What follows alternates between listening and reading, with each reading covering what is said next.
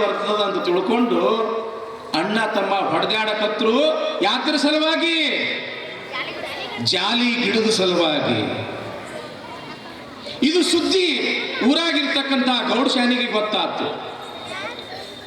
ಒಬ್ಬ ಕುಡುಗೋಲು ತಗೊಂಡನ, ಒಬ್ಬ ಕೊಡ್ಲಿ ತಗೊಂಡನ, ಹೊಡೆದಾಡಕತ್ತಾರ ಇಬ್ರು ಅನ್ನೋದು ಯಾರೋ ಬಂದು ಹೇಳಿದ್ರು.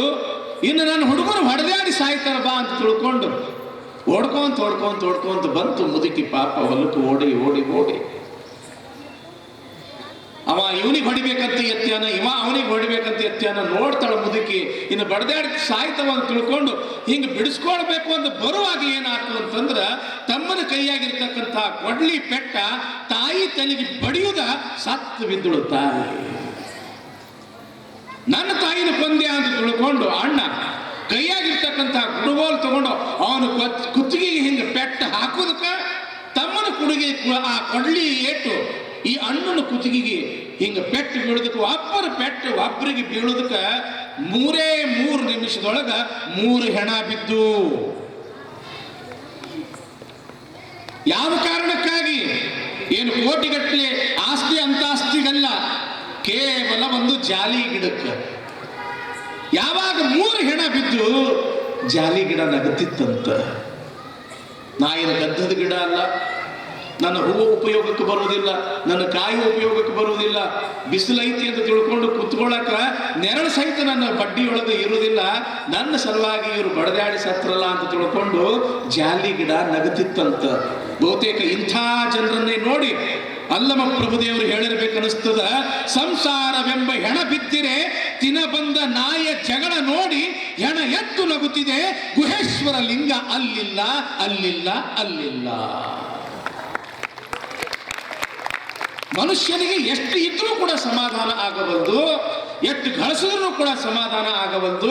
ಇನ್ನೂ ಬೇಕು ಬೇಕು ಬೇಕು ಎಂಬತಕ್ಕಂಥ ದುರಾಶೆಯೊಳಗ ಮನುಷ್ಯ ತನ್ನ ಜೀವನದಲ್ಲಿ ಇರತಕ್ಕಂಥ ಶಾಂತಿ, ಸಮಾಧಾನ, ನೆಮ್ಮದಿಯನ್ನ ಹಾಳು ಮಾಡಿ ಹೋಗಕತ್ತಾನ. ಜೀವನನೇ ಹಾಳು ಮಾಡ್ಕೊಳ್ಳಕತ್ತಾನ ಈ ಮನುಷ್ಯ. ಒಬ್ಬ ತಂಗಿಗೆ ಜೀವನ ಬೇಡ, ಗಂಡು ಚಲೋ ಇದ್ದಿದ್ದಿಲ್ಲ, ಅತ್ತಿ ಮಾವನ ಕಿರಿಕಿರಿ ಬಹಳ ಇತ್ತು, ಬೇಸತ್ತು ಬಿಟ್ಟಳಕ್ಕೆ. ಈ ಜೀವನ ಇಡೋದ ಬೇಡ, ಸಾಯ್ಬೇಕು ಅಂತ ತಿಳ್ಕೊಂಡು ಊರ್ ಹೊರಗ ಆತ್ಮಹತ್ಯೆ ಮಾಡ್ಕೋಬೇಕು ಅಂತ ನಡೆದಾಳ. ಯಾರು? ಒಬ್ಬಕಿ ಹೆಣ್ಮಗಳು. ಪಾಪಾಕಿ ಎಷ್ಟು ಮುಗ್ಧ ಇದ್ದಳು ಹೆಣ್ಮಗಳು ಅಂತಂದ್ರೆ ಹೆಂಗ್ ಸಾಯ್ಬೇಕನ್ನೋದು ಆಕಿಗೆ ಗೊತ್ತಿದ್ದಿದ್ದಿಲ್ಲ. ಊರ್ ಹೊರಗೆ ಏನೋ ಬಂದಾಳ, ಹೆಂಗ್ ಸಾಯ್ಬೇಕು ಅನ್ನೋದು ಆಕಿಗೆ ಹೊಳೆಯ ಬಂದು ಎದುರುಗಡೆ ಒಬ್ಬ ಹುಡುಗ ಬರಕತ್ತಿದ್ದ, ಒಬ್ಬ ತರುಣ ಬರಕತ್ತಿದ್ದ. ಆ ತರುಣಿಗೆ ಕೇಳ್ತಾಳ, ಏ ಅಣ್ಣ ನನಗೊಂದಿಟ್ಟು ಸಹಾಯ ಮಾಡ್ತೀನೋ? ಏನು ಹೇಳವ, ಏನು ಹೇಳು? ಏನಿಲ್ಲ, ನನಗೆ ಮನ್ಯಾಗ ಕಿರಿಕಿರಿ ಭಾಳ ಆಗ್ಯದ. ಕುಡುಕ ಗಂಡ, ಬಡಿ ಮಾಡ್ತಕ್ಕಂಥ ಅತ್ತಿ ಮಾವ, ಅಕ್ಕ ತವ್ರ ಮನೆಯಾಗೂ ಕೂಡ ಸುಖ ಇಲ್ಲ, ಅದಕ್ಕೆ ಜೀವನನ ಸಾಕಾಗ್ಯದ, ಸಾಯ್ಬೇಕು ಅಂತ ಬಂದೀನಿ. ಹೆಂಗ್ ಸಾಯ್ಬೇಕು ಅನ್ನೋದು ಗೊತ್ತಿಲ್ಲ, ನೀವೊಂದಿಟ್ಟು ನನಗೆ ತಿಳಿಸಿದೆ ಅಂದ್ರೆ ಬಹಳ ಪುಣ್ಯ ಬರ್ತದೆ ನೋಡು.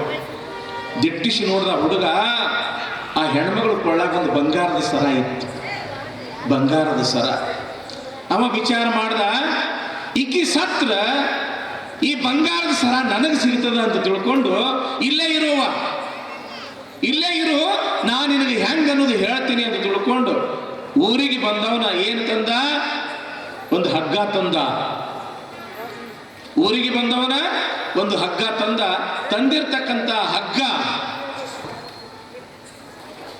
ಜಯಮಂಗಲಂ ಜಯ ನಮಃ ಪರಾಪತಿ ಹರ ಹರ ಮಹಾದೇವ.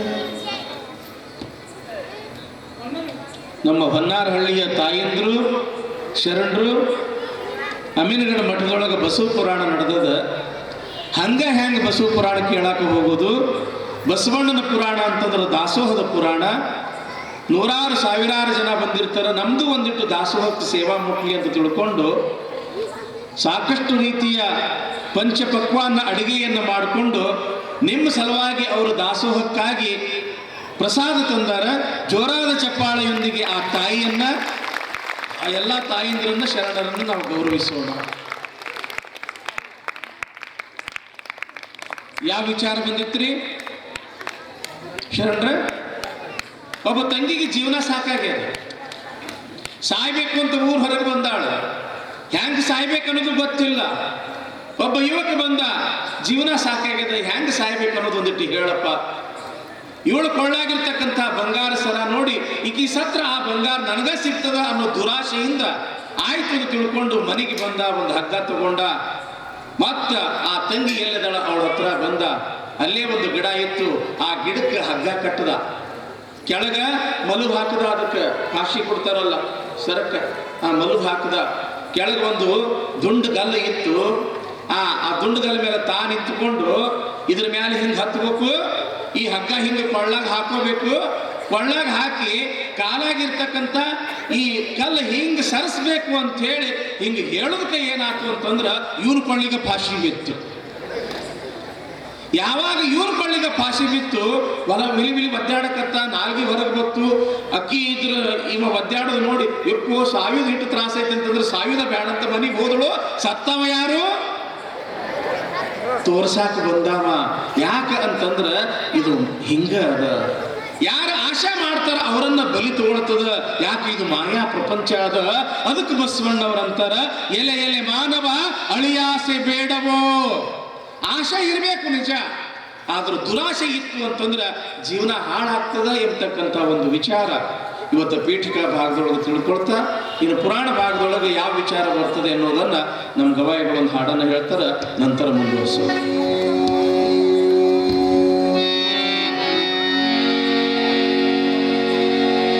ಆಶೆ ರೋಷವೆಂಬ ದ್ವೇಷವ ಬಿಟ್ಟು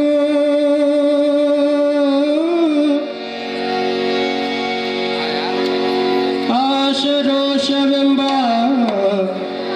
ದ್ವೇಷವ ಬಿಟ್ಟು ದೋಷ ದುರಿತವ ಬಿಟ್ಟು ಕ್ಲೇಶವ ಹರಿದು ಸಾಸಿರ ಮುಖದಳು ಸೂಸುವ ಮನವ ನಿಲ್ಲಿಸಿ ನಿರಾಶಿಕನಾಗಿ ನಿಂದರೆ ಆಸೆಯಳೆದು ನಿರಾಶೆಯಲ್ಲಿ ನಿಂದು ವೇಷವ ಜರಿದು ಸರ್ವವ ಮರೆದು ಈ ಗುಣತ್ರಯವು ತೊರೆದು ನಿರಾಸೆಯ ಮೇಲೆ ನಿಂದರೆ ಅದೇ ಶರಣಂಗೆ ಸರಿಯಂಬೆ. ಬಸವ ಪ್ರಿಯ ಕೂಡಲ ಚೆನ್ನ ಬಸವಣ್ಣ, ಬಸವ ಪ್ರಿಯ ಕೂಡಲ ಚೆನ್ನ ಬಸವಣ್ಣ. ಸಾಕು ಸಾಕೆನ್ನುವವರು ಸಾಹುಕಾರರು, ಸಾಕು ಸಾಕೆನ್ನುವವರು ಸಾಹುಕಾರರು. ಬೇಕು ಬೇಕೆನ್ನುವವರು ಬಾಳ ಬಡವರು, ಬೇಕು ಬೇಕೆನ್ನುವವರು ಬಾಳ ಬಡವರು. ಲೋಕದಿಚ್ಛೆ ಬದುಕಿದವರು ಶೋಕ ಪಡುವರು, ಲೋಕದಿಚ್ಛೆ ಬದುಕಿದವರು ಶೋಕ ಪಡುವರು. ಆಶೆ ರೋಷಕ್ಕಾಗಿ ನೀನು ಯಾಕೆ ಸಾಯುತ್ತೆ ಮನವೇ, ಆಶೆ ರೋಷಕ್ಕಾಗಿ ನೀನು ಯಾಕೆ ಸಾಯುತ್ತೆ. ಸಾಕು ಸಾಕೆನ್ನುವವರು ಸಾಹುಕಾರರು, ಬೇಕು ಬೇಕೆನ್ನುವವರು ಬಾಳ ಬಡವರು.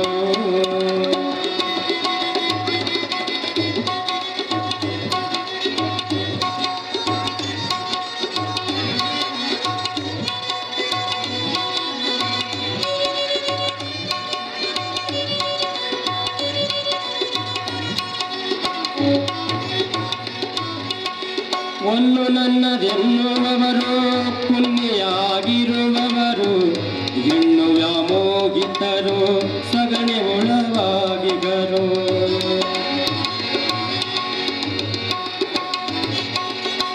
ಒಲ್ಲು ನನ್ನದೆನ್ನುವವರು ಪುಣ್ಯಾಗಿರುವವರು, ಹೆಣ್ಣು ವ್ಯಾಮೋಗಿದ್ದರು ಸಗಣಿ ಒಳವಾಗಿಗರು.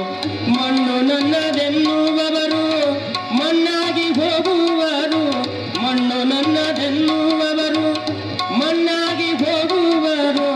ಆಶೆ ರೋಷಕ್ಕಾಗಿ ನೀನು ಯಾಕೆ ಸಾಯುತ್ತೆ ಮನುಷ್ಯ, ಆಶೆ ರೋಷಕ್ಕಾಗಿ ನೀನು ಯಾಕೆ ಸಾಯುತ್ತೆ. ಸಾಕು ಸಾಕೆನ್ನುವರು ಸಾಹುಕಾರರು, ಬೇಕು ಬೇಕೆನ್ನುವವರು ಬಾಳ ಬಡವರು, ಬೇಕು ಬೇಕೆನ್ನುವವರು ಬಾಳ ಬಡವರು.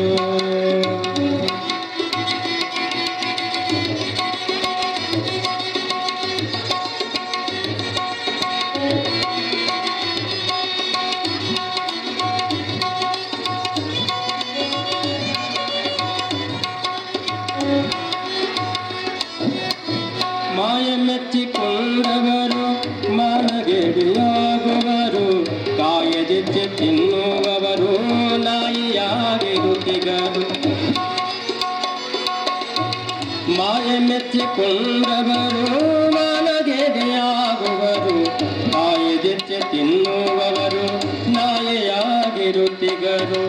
ದುರಹಂಕಾರಿಗಳೆಲ್ಲ ಎಮ್ಮೆ ಕೋಣವಾಗಿಗರು, ಆಶರೋಷಕ್ಕಾಗಿ ನೀನು ಯಾಕೆ ಸಾಯುತ್ತಿ ಮಾನವ, ಆಶರೋಷಕ್ಕಾಗಿ ನೀನು ಯಾಕೆ ಸಾಯುತ್ತಿ. ಸಾಕು ಸಾಕೆನ್ನುವವರು ಸಾಗುತ್ತಾರರು, ಬೇಕು ಬೇಕೆನ್ನುವವರು ಬಾಳ ಬಡವರು, ಬಾಳ ಬಡವರು, ಬಾಳ ಬಡವರು. ಜಯ ಮಂಗಲಂ ಜಯ ಗುರು ಬಸವೇಶ ಹರ ಹರ ಮಹಾದೇವ.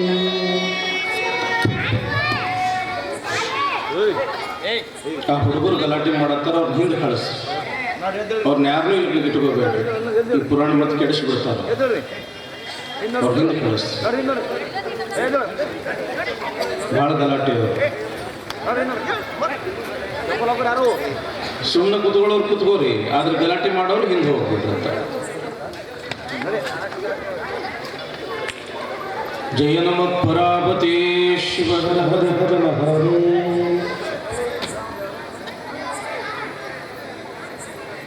ಅಲ್ಲಿ ಅವ್ರು ಗಲಾಟೆ ಮಾಡಕತ್ತಾರ, ಅಲ್ಲಿಂದನೇ ಎಬ್ಬಿಸ್ರಿ ಅವ್ರಿಗೆ. ಅಲ್ಲಿ ಗಲಾಟೆ ಮಾಡ್ಕೊಂತ ಕುಂತ್ರ ಅಲ್ಲಿಂದನೇ ಎಬ್ಬಿಸ್ರಿ ಅವ್ರಿಗೆ.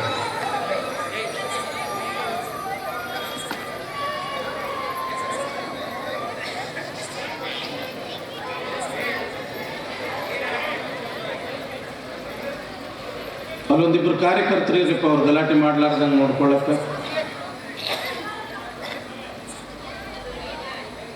ಅಲ್ಲೊಂದಿಬ್ರು ನಿಂದ್ರಿ, ಇಬ್ಬರು ಯಾರು ಕಾರ್ಯಕರ್ತರು ನಿಂತ್ಕೊಳ್ಳಿ.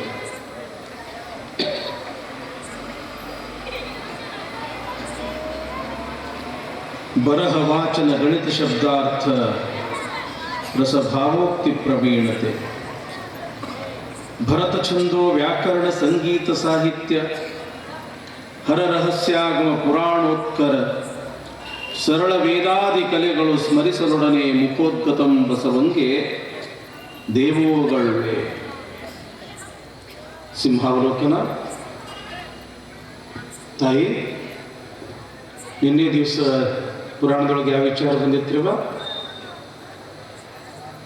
ತಾಯಿಂದರು ಶರಣರು?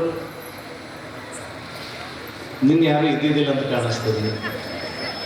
ಯಾಕೆ ಇದ್ದಿದ್ದಿಲ್ಲ ರೀ ಅಜ್ಜಾರ? ನಾವ ತೊಟ್ಟಲ್ದಾಗ ಹಾಕೀವಿ, ಬಸವ ಬಸವ ಅಂತ ನಾಮಕರಣ ಮಾಡೀವಿ, ಹೋಗಾಳಿಗೆ ಪ್ರಸಾದ ಮಾಡಿಕೊಂಡು ಏನು ಒಯ್ದಿರಿ? ಹೇಳಗುಗ್ಗರಿ. ತೊಟ್ಟಲ್ದು ಪ್ರಸಾದ ಒಯ್ದಿರಿ ನಿಂದ ಹೇಳಗುಗ್ಗರಿ. ನಿನ್ನ ತೊಟ್ಟಲ್ ಕಾರ್ಯಕ್ರಮ ಇತ್ತು ಹೋದಲ್ರಿ ಅವ? ಎಷ್ಟು ಬೆದರದವ್ರ ಕೂತೀರಿ ಹಿಂಗ್ಯಾಕೆ? ಅಗ್ದಿ ಫ್ರೀಯಾಗಿ ನಗನಗ್ತಾ ಹೆಂಗಿದು ಬಸವಣ್ಣನ ಪುರಾಣ, ಅಗ್ದಿ ಪ್ರೀತಿಯಿಂದ ಕೇಳೋ ಪುರಾಣ ಇದು ಬಸವಣ್ಣನ ಪುರಾಣ. ಬಹಳ ಚಂದ, ಅಗ್ದಿ ಖುಷಿಯಿಂದ ಕೇಳ್ರಿ, ಸಂತೋಷದಿಂದ ಕೇಳ್ರಿ. ಲಾಲಿಜೋ ಕಂದ ಲಾಲಿಜೋ ಬಾಲಚಂದ್ರ ಜೋ ಜೋ, ಲಾಲಿಜೋ ಕಂದ ಲಾಲಿಜೋ ಬಾಲಚಂದ್ರ ಜೋ ಜೋ, ಲೀಲಾನಂದ ಜೋ ಜೋ ಬಸವರಾಜ ಜೋ ಜೋ, ಲಾಲಿಜೋ ಕಂದ ಲಾಲಿಜೋ. ಹಿಂಗೆ ಜೋಗುಳ ಪದ ಹಾಡ್ತಾ ಇದ್ರ ತೊಟ್ಟಲ್ದಾಗಿನ ಕೂಸು ಯಾಕೆ ಅವ್ರ ಅಪ್ಪ ಸಹಿತ ಮಕ್ಕೋಬೇಕು. ಯಾಕ್ರಿವ? ಆನಂದದಿಂದ ಇಲ್ಲಿ ಮಾದಲಾಂಬಿಕೆ ಬಸವಣ್ಣನನ್ನ ತೊಟ್ಟಲದೊಳಗೆ ಹಾಕಿ ಆ ಜೋಗುಳ ಪದ ಹಾಡ್ತಾ ಇದ್ರ ಎಷ್ಟು ಆನಂದ, ಎಷ್ಟು ಆನಂದ. ಮಗುವಿಗೆ ತೊಟ್ಟಿಲಲ್ಲಿ ಹಾಕಿ ಬಸವರಾಜ, ಬಸವೇಶ್ವರ, ಬಸವಣ್ಣ, ಬಸವ ತಂದೆ ಅಂತ ನಾಮಕರಣ ಮಾಡ್ಯಾರ. ಮನ್ಯಾಗಷ್ಟೇ ಅಲ್ಲ, ಊರಾಗೆಲ್ಲ ಹಬ್ಬದ ವಾತಾವರಣ. ಯಾಕೆ? ಎಲ್ಲರಿಗೂ ಬೇಕಾಗಿರ್ತಕ್ಕಂಥ ವ್ಯಕ್ತಿ ಮಾದರಸ.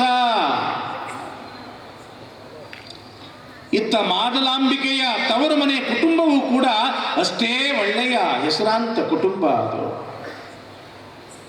4 ಜನರಿಗೆ ಪರೋಪಕಾರ ಪುಣ್ಯ ಮಾಡ್ತಾ ಇರ್ತಕ್ಕಂಥ ಕುಟುಂಬ. ಎಲ್ಲರಿಗೂ ಖುಷಿಯೋ ಖುಷಿ, ಖುಷಿಯೋ ಖುಷಿ. ಗಂಡು ಹುಟ್ಟಿದ ಖುಷಿ ಎಷ್ಟು, ಯಾಕಂತಂದ್ರೆ ಅಪರೂಪಕ್ಕೆ ಹುಟ್ಟಿರ್ತಕ್ಕಂಥ. ನಾಗಮ್ಮಳ ಮೇಲೆ 10 ವರ್ಷಕ್ಕೆ ಹುಟ್ಟಿರ್ತಕ್ಕಂಥ ಬಸವಣ್ಣ. ಮಾದಲಾಂಬಿಕೆಗೆ ಮಗನಿಗೆ ತಯಾರ ಮಾಡೋದ್ರೊಳಗೆ ಆನಂದ. ಆ ಮಗುವಿಗೆ ಅಭ್ಯಂಜನ ಸ್ನಾನ ಮಾಡಿಸೋದು, ಬಟ್ಟಿ ತೊಡಿಸೋದು, ಹಣೆಗೆ ವಿಭೂತಿ ಹಚ್ಚಿ ಗುರುಗಳು ಕಟ್ಟಿರ್ತಕ್ಕಂಥ ಆ ಲಿಂಗದ ಪೂಜೆಯನ್ನ ಮಾಡೋದು, ನೆದರಾಗಬಾರ್ದು ಅಂತ ತಿಳ್ಕೊಂಡು ಕಣ್ಣಿಗೆ ಕಾಡಿಗೆಯನ್ನು ಧರಿಸೋದು, ತನ್ನ ಅಮೃತ ಸಮಾನವಾಗಿರ್ತಕ್ಕಂಥ ಎದೆಯ ಹಾಲನ್ನು ಕುಡಿಸೋದು. ಮಕ್ಕಳಿಗೆ ಯಾವುದು ಅಮೃತ ಹೇಳ್ರಿ ತಾಯಿ? ಎದೆ ಹಾಲು ಮಕ್ಕಳಿಗೆ ಅಮೃತ ಅಲ್ಲದು, ಪರಮಾಮೃತ ಅದು. ಅದಕ್ಕಿಂತ ಅಮೃತ ಮತ್ತೊಂದು ಯಾವುದೂ ಕೂಡ ಇಲ್ಲವೇ ಇಲ್ಲ.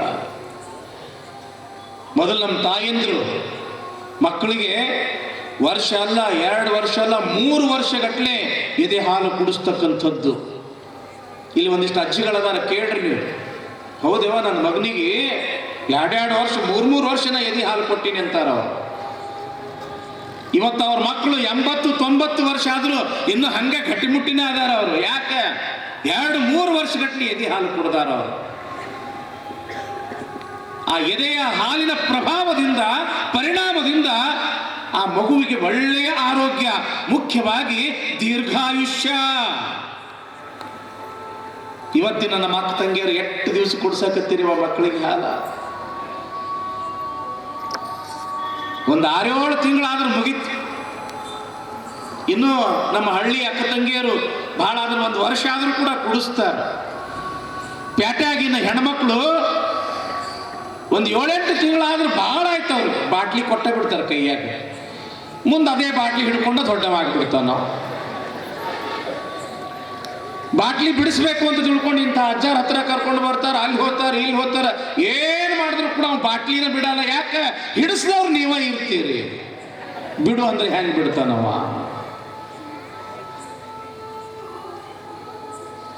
ಪ್ಯಾಟೆಯಾಗಿನ ಹೆಣ್ಮಕ್ಳು ವಿಚಾರ ಮಾಡ್ತಾರೆ, ವರ್ಷ ಯಾರು 2 ವರ್ಷಗಟ್ಟಲೆ ಎದೆ ಹಾಲು ಕೊಟ್ವಿ ಅಂತಂದ್ರ ನಮ್ಮ ಶರೀರದ, ನಮ್ಮ ಮುಖದ ಸೌಂದರ್ಯ ಹಾಳಾಗ್ತದ ಅಂತ ತಿಳ್ಕೊಂಡು ವಿಚಾರ ಮಾಡ್ತಾರ.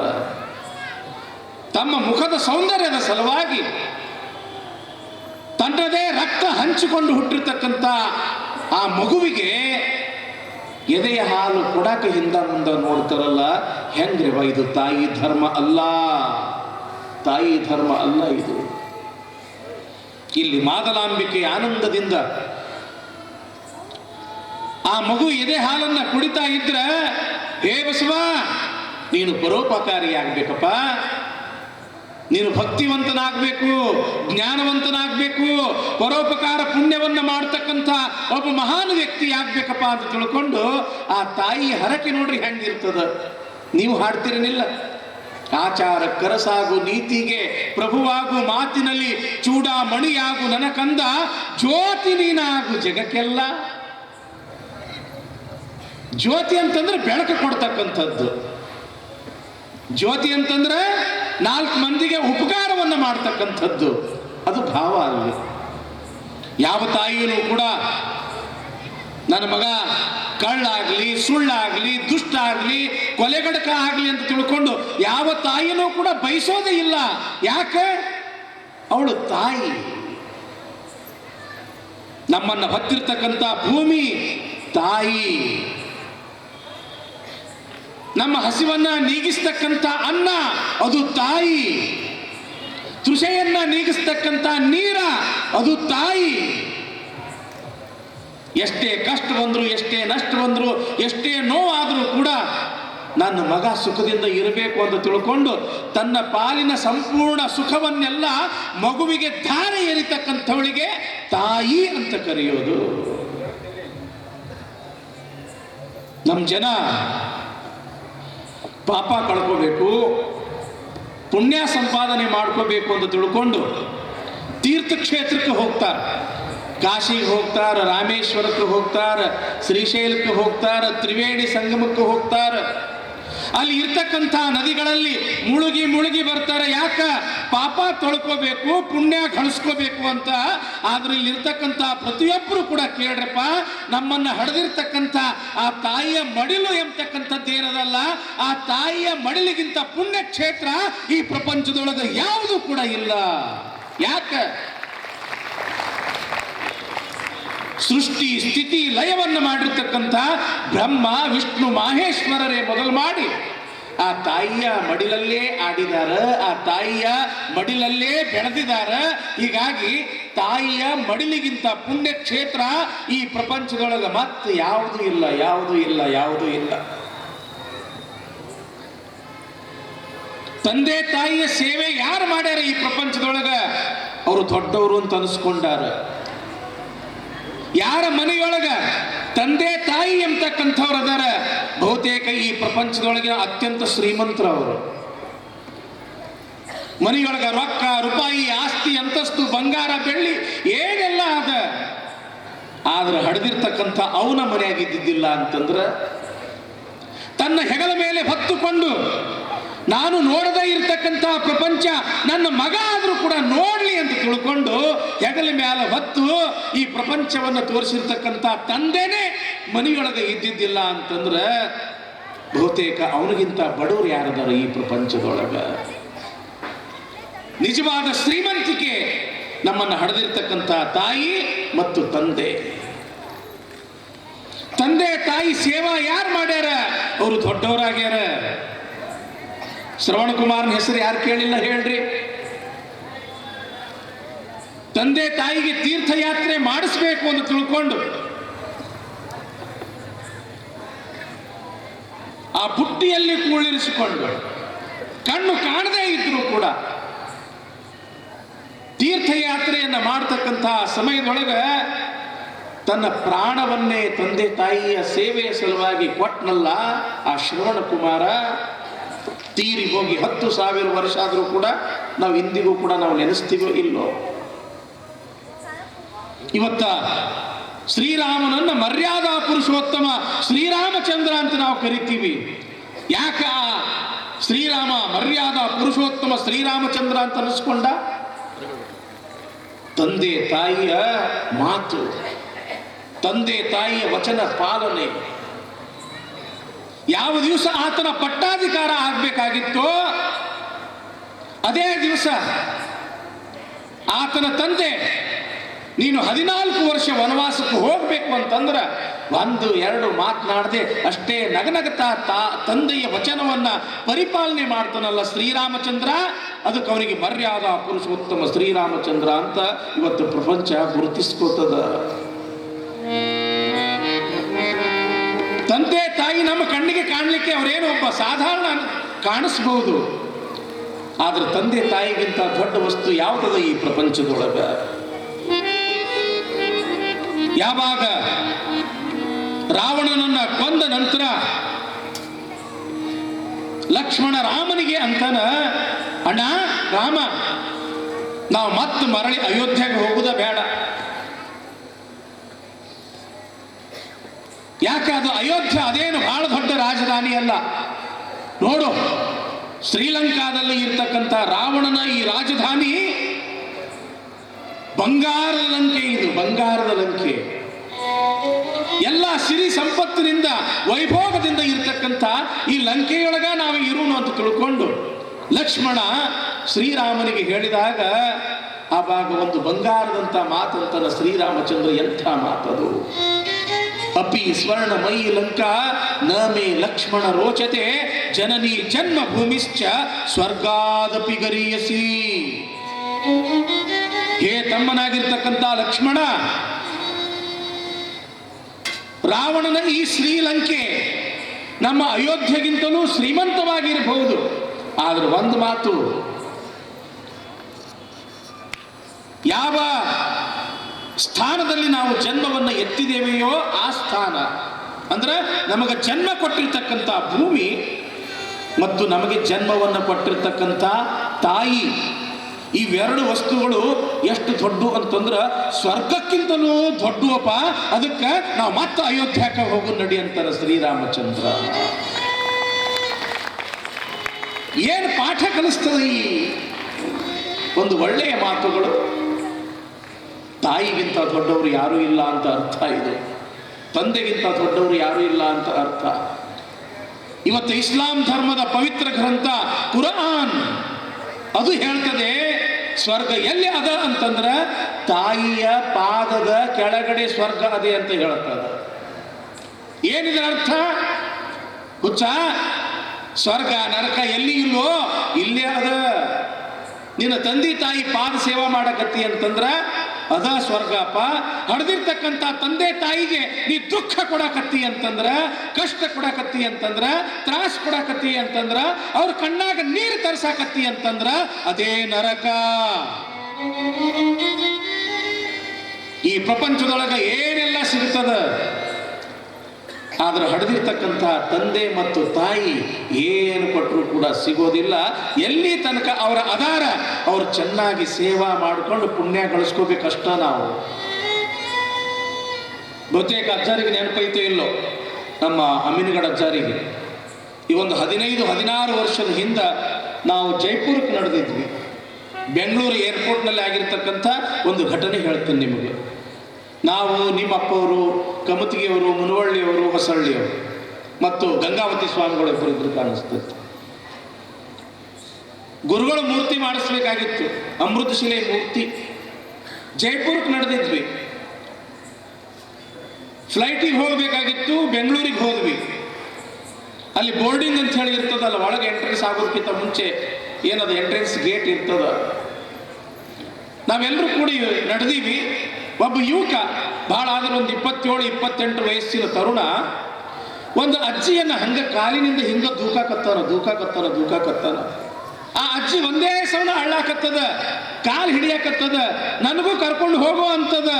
ನಿನ್ನ ಕರ್ಕೊಂಡು ಹೋಗಿ ಏನು ಮಾಡಲಿ ಅಂತ ತಿಳ್ಕೊಂಡು ಕಾಲಿನಿಂದ ಹಿಂಗ ಒದಿಯಾಕತ್ತನ. ಸಿಟ್ಟಿಗೆ ಬಂದು ಹಿಂಗ ಜೋರಾಗಿ ಬತ್ತ ಅಷ್ಟು ದೂರ ಹೋಗ್ಬಿತ್ತು ಮುದುಕಿ. ನಾವೆಲ್ಲ ಸ್ವಾಮಿಗಳ ಅಜ್ಜಿ ಹತ್ರ ಹೋಗಿ, ಯಾಕಜ್ಜಿ, ಏನು ಮಾಡಿ, ಏನಾರ ಕದ್ದಿಯೋ ಹ್ಯಾಂಗೋ, ಅವನಿಗೆ ಏನು ತೊಂದರೆ ಕೊಟ್ಟಿಯೋ ಹ್ಯಾಂಗೋ, ಅವ ಯಾಕೆ ನಿನಗೆ ಓದಿಯಕತ್ತಾನ, ನೀ ಯಾರು ಮತ್ತು ಅವ ಯಾರು ಅಂತ ಕೇಳಿದಾಗ ಪಾಪ ಆ ಅಜ್ಜಿ ಅಳ್ಕೋ ಅಂತ ಹೇಳ್ತದ. ಸ್ವಾಮ್ಯಾರ, ಬಹುತೇಕ ಅಜ್ಜಿ ಆ ಭಾಗದ್ದು ಕಾಣಿಸ್ತದ. ಸ್ವಾಮ್ಯಾರ ಅಂತ ತಿಳ್ಕೊಂಡು ಅಂತಿತ್ತು. ಸ್ವಾಮ್ಯಾರ, ಈಗೇನು ನನಗೆ ಒದ್ಯಾಕತ್ತಾನಲ್ರಿ, ಇವ ಬೇರೆ ಯಾರು ಅಲ್ರಿ, ನನ್ನ ಮಗ ಅದನ್ರಿ ಅಪ್ಪ. ಮತ್ತು ನಿನ್ನ ಮಗ ಇದ್ದ ನಿನಗೆ ಯಾಕೆ ಒದ್ಯಾಕತ್ತಾನವೇ ಅಂತ ನಾವು ಕೇಳಿದ್ರೆ ಏನು ಹೇಳ್ಬೇಕು ಮುದುಕಿ? ಯಪ್ಪ, ಇವ ಇನ್ನೂ ಭಾಳ ಸಣ್ಣವಿದ್ದನ್ರಿ, ಇವ್ರ ಅಪ್ಪ ತೀರ್ಕೊಂಡ. ಮತ್ತೊಬ್ಬರ ಮನೆಯಾಗ ಕೂಲಿ ನಾಲಿ ಮಾಡಿ ಭಾಳ ಕಷ್ಟಪಟ್ಟು ಇವನಿಗೆ ನಾ ವಿದ್ಯಾಭ್ಯಾಸ ಕಲಿಸಿದನ್ರಿ, ಭಾಳ ಓದಿಸಿನ್ರಿ ಅಪ್ಪ. ಎಲ್ಲಿ ತನಕ ಓದಿಸಿನಿ ಅಂತಂದ್ರೆ ಇವನಿಗೆ MBA ತನಕ ಓದಿಸಿದ್ಳು ಆ ಮುದುಕಿ. ನೋಡ್ರಿ ಎಷ್ಟು ಕಷ್ಟಪಟ್ಟು ಮಗನ ಓದಿಸಿದ್ಳಾಕಿ.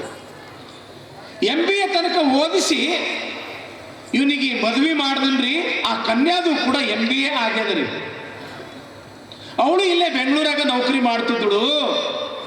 ಈಗ ಒಂದು 3-4 ತಿಂಗಳ ಹಿಂದೆ ಆಕಿ ಇದ್ರ ನೌಕರಿ ಮಾಡಕ್ಕಂತ ಹೇಳಿ ಮುಂಬೈಗೆ ಹೋಗ್ಯಾಳ.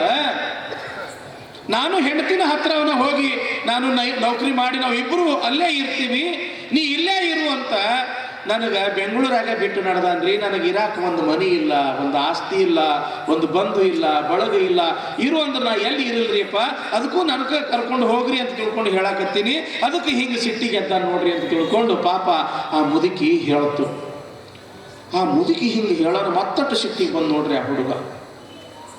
ಮತ್ತೆ ಹತ್ರ ಬಂದು ಹಿಂಗೆ ಆ ಪಾಪ ಅಜ್ಜಿನ ಹಿಂಗೆ ರಟ್ಟಿ ಹಿಡಿದು ಹಿಂಗೆ ಎತ್ತಿ, ಏನೋ ಆ ಬಂದು ಸ್ವಾಮಿಯರ ಮುಂದೆ ನನ್ನ ಬಗ್ಗೆ ಹೇಳ್ತೀನಿ, ಭಾಳ ಕಷ್ಟಪಟ್ಟು ಹಡ್ದೀನಿ, ಭಾಳ ಕಷ್ಟಪಟ್ಟು ಓದಿಸೀನಿ, ಭಾಳ ಇವ್ನ ಸಲುವಾಗಿ ತ್ರಾಸ ತಗೊಂಡಿನಿ ಅಂತ ತಿಳ್ಕೊಂಡು ಭಾಳ ದೊಡ್ಡ ಮಾತು ಹೇಳಿ ನಾನು ಹಡದ ಕಿಮ್ಮತ್ತರ ಎಷ್ಟು, ₹1,00,000 ₹2,00,000 ಎಷ್ಟು ಕೊಡ್ಲಿ ಅಂತ ಕೇಳ್ತಾನ ಆ ಮಗ. ಏನು ಹೇಳ್ತೀರಿ? ₹1,00,000 ₹2,00,000 ಕೇಳ್ತಾನವ. ಹಡ್ದಿದ್ದು ಕಿಮ್ಮತ್ತ 7 ಜನ್ಮ ಹುಟ್ಟಿ ಬಂದ್ರು ಸಹಿತ ಆ ತಾಯಿಯ ಋಣ ತೀರ್ಸಕ್ಕಾಗಲ್ಲ. 1,00,000-2,00,000 ರೂಪಾಯಿದೊಳಗೆ ಏನು ತೀರ್ಸಕ್ಕಾಗ್ತದೋ? ಇಂಥ ನಾಲಾಯಕ ಮಕ್ಕಳು ಈ ಭೂಮಿ ಮೇಲೆ ಹುಟ್ಟ್ಯಾವ. ಇಂಥ ಮಕ್ಕಳನ್ನ ತಗೊಂಡು ಏನು ಮಾಡುವುದದ? 1,000, 2,000 ಅಲ್ಲ, 10,000 ವರ್ಷಗಳ ಹಿಂದೆ ನಮ್ಮ ವೇದ ಉಪನಿಷತ್ತುಗಳು 4 ದೇವರುಗಳ ಪರಿಚಯ ಮಾಡ್ಯಾರ. ಎಂಥ ದೇವರು? ಗುಡಿ ಗುಂಡಾರದಲ್ಲಿ ಇರ್ತಕ್ಕಂಥ ದೇವರುಗಳ ಪರಿಚಯ ಮಾಡಿಲ್ಲ. ಬದಲಾಗಿ ನಮ್ಮ ಕಣ್ಣೆದುರಿಗೆ ಇರ್ತಕ್ಕಂಥ ನಮ್ಮ ದೇವರುಗಳ ಪರಿಚಯ ಮಾಡ್ಯಾರ. ಅವರು ಹೇಳ್ತಾರ, 4 ಬುದ್ಧಿ ಮಾತು ಹೇಳ್ತಾರ ಅವರು. ಸತ್ಯಂ ವದ, ಧರ್ಮಂ ಚರ, ಸ್ವಾಧ್ಯಾಮ ಪ್ರಮದ, ಶ್ರದ್ಧೆಯ ಧ್ಯೇಯಂ. 4 ಮಾತು ಹೇಳ್ತಾರ. ಸತ್ಯಂ ವದ, ಸತ್ಯವನ್ನೇ ಮಾತನಾಡಪ್ಪ. ಧರ್ಮಂ ಚರ, ಧರ್ಮದ ಹಾದಿಯೊಳಗ ನಡಿಯಪ್ಪ, ಅಧರ್ಮದ ಹಾದಿ ಎಂದು ತುಳಿಯಕ್ಕೆ ಹೋಗಬೇಡ. ಸ್ವಾಧ್ಯಾತ್ಮ ಪ್ರಮದ, ಸ್ವಾಧ್ಯಾಯವನ್ನ ಮಾಡು, ಒಂದಿಷ್ಟು ಆಧ್ಯಾತ್ಮಿಕ ಜ್ಞಾನವನ್ನು ಗಳಿಸ್ಕೋ. ಅಷ್ಟೇ ಅಲ್ಲ, ಶ್ರದ್ಧೆಯ ಧ್ಯೇಯಂ, ನೀನ್ ಕೈಲಿ ಎಷ್ಟು ಆಗ್ತದ ಅಷ್ಟು ದಾನ ಧರ್ಮ ಮಾಡಿ ಬದುಕು, ಇದರ ನಿಜವಾಗಿರ್ತಕ್ಕಂಥ ಬದುಕು ಅಂತ ಹೇಳಿ 4 ದೇವರ ಪರಿಚಯ ಮಾಡ್ತಾರ. ಈ 4 ಎಂದಿಗೂ ಕೂಡ ಮರೆಯಕ್ಕೆ ಹೋಗಬೇಡ. ಇನ್ನು ಮುಂದೆ 4 ದೇವರ ಪರಿಚಯ ಮಾಡ್ತೀನಿ, ಅವರನ್ನು ಕೂಡ ನೀ ಎಂದಿಗೂ ಮರಿಬೇಡ ಅಂತ ತಿಳ್ಕೊಂಡು 4 ದೇವರು ಹೇಳ್ತಾರ. 1ನೇ ದೇವರು ಮಾತೃದೇವೋ ಭವ, 2ನೇ ದೇವರು ಪಿತೃದೇವೋ ಭವ, 3ನೇ ದೇವರು ಆಚಾರ್ಯ ದೇವೋ ಭವ, 4ನೇ ದೇವರು ಅತಿಥಿ ದೇವೋ ಭವ. ದೇವರು ದೇವರು ದೇವರು ಅಂತ ನಾವು ಗುಡಿ ಗುಂಡಾರದಲ್ಲಿ ಇರ್ತಕ್ಕಂಥ ದೇವರುಗಳನ್ನ ಹುಡುಕೊಂತ ನಡೆದೀವಿ, ಪೂಜೆ ಮಾಡ್ಕೊಂತ ನಡೆದೀವಿ. ನಮ್ಮ ಎದುರಾಗಿರ್ತಕ್ಕಂಥ ನಮ್ಮ ದೇವರನ್ನ ನಾವು ಅಲಕ್ಷ್ಯ ಮಾಡಾಕತ್ತೀವಿ. ಮನೆಯಾಗಿರ್ತಕ್ಕಂಥ ತಂದೆ ತಾಯಿಯನ್ನ ಸಾಕಷ್ಟು ನೋವು ಕೊಟ್ಟು ಅವ್ರ ಕಣ್ಣಾಗ ನೀರು ತರಿಸಿ ಗುಡಿ ಗುಂಡಾರಕ್ಕ ಮಠ ಮಂದಿರಕ್ಕೆ ಹೋಗಿ ಅಡ್ಡ ಉದ್ದ ಬಿದ್ರ ದೇವರೇನು ವರ ಕೊಡ್ತಾನೇನು? ಇಲ್ಲಿ ನಿನಗೆ ವರನೂ ಇಲ್ಲ, ಶಾಪನೂ ಇಲ್ಲ, ನಡಿ ಹೊರಗ ಅಂತ ನಾವ. ಯಾಕೆ? ಮೊದಲನೇ ಸ್ಥಾನ ನಿನ್ನನ್ನು ಹಡೆದಿರ್ತಕ್ಕಂಥ ತಂದೆ ಮತ್ತು ತಾಯಿ ನಿನ್ನ ಪಾಲಿನ ದೇವರವರು. ಅಲ್ಲಿ ಅವ್ರ ಪಾದಕ್ಕೆ ಬಿದ್ದು ಆ ನಂತರ ಇಲ್ಲಿಗೆ ಬಾ, ಅವಾಗ ನಿನಗೆ ವರ ಆದ. ಯಾವಾಗ ತಂದೆ ತಾಯಿಯನ್ನು ಮರೆತು ಇಲ್ಲಿಗೆ ಬಂದಿ ಅಂತಂದ್ರೆ ನಿನಗೆ ಯಾವ ವರನೂ ಕೂಡ ಇಲ್ಲ ಅಂತ ಗುಡಿಯಾಗಿರ್ತಕ್ಕಂಥ ದೇವರ. ಅದಕ್ಕೆ ಈ ಪ್ರಪಂಚದೊಳಗ ಮೊದಲನೇ ದೇವರು ಯಾರ ತಂಗಿ? ಮಾತೃದೇವೋ ಭವ ಅನ್ರಿ ನೋಡೋಣ ಹುಡುಗರು. ಮಾತೃದೇವೋ ಭವ, ತಾಯಿನೇ ದೇವರು. ಪಿತೃದೇವೋ ಭವ, ತಂದೆಯೇ ದೇವರು. ಆಚಾರ್ಯ ದೇವೋ ಭವ, ಗುರುಗಳೇ ದೇವರು. ಅತಿಥಿ ದೇವೋ ಭವ, ಅತಿಥಿಗಳೇ ದೇವರು. ನಮ್ಮ ಮಕ್ಕಳಿಗೆ ಇಂಥ ಪಾಠ ಬೇಕಾಗಿದೆ. ನಮ್ಮ ಮಕ್ಕಳಿಗೆ ಇಂಥ ಒಂದು ಸಂಸ್ಕಾರಯುಕ್ತವಾಗಿರ್ತಕ್ಕಂಥ ಶಿಕ್ಷಣ ಮೊದಲೆಲ್ಲ ಹಂಗ ಇತ್ರೇವ. ಬಸವಣ್ಣವರು ಬಿದಿಗೆಯ ಚಂದ್ರನ ಹಂಗೆ ಬೆಳ್ಯಾಕತ್ತಾರ. ಒಂದು ಒಳ್ಳೆಯ ಮುಹೂರ್ತ ನೋಡಿ ಅಕ್ಷರಾಭ್ಯಾಸಕ್ಕೆ ಹಚ್ಚಾರ. ಮೊದಲ ಅಕ್ಷರ ಜ್ಞಾನ ಹೆಂಗೆ ಮಾಡ್ತಿದ್ರು ಗೊತ್ತದ ಏನು? ಒಂದು ಒಳ್ಳೆಯ ಮುಹೂರ್ತ ನೋಡಿ ಒಂದಿಷ್ಟು ಅಕ್ಕಿಯನ್ನು ತೆಗೆದುಕೊಂಡು ಪೂಜಾ ಪುನಸ್ಕಾರ ಆ ಮಗುವಿನಿಂದ ಹಸ್ತದಿಂದ ಒಂದಿಷ್ಟು ಮಾಡಿಸಿ, ಗುರುಗಳಾಗಿರ್ತಕ್ಕಂಥವ್ರು ಆ ಮಗುವಿನ ಕೈಯನ್ನು ತಮ್ಮ ಕೈ ಒಳಗೆ ತೆಗೆದುಕೊಂಡು ಈ ಮಧ್ಯದ ಬೆರಳಿನಿಂದ ಮೊದಲು ಏನು ಬರೆಸ್ತಿದ್ರು?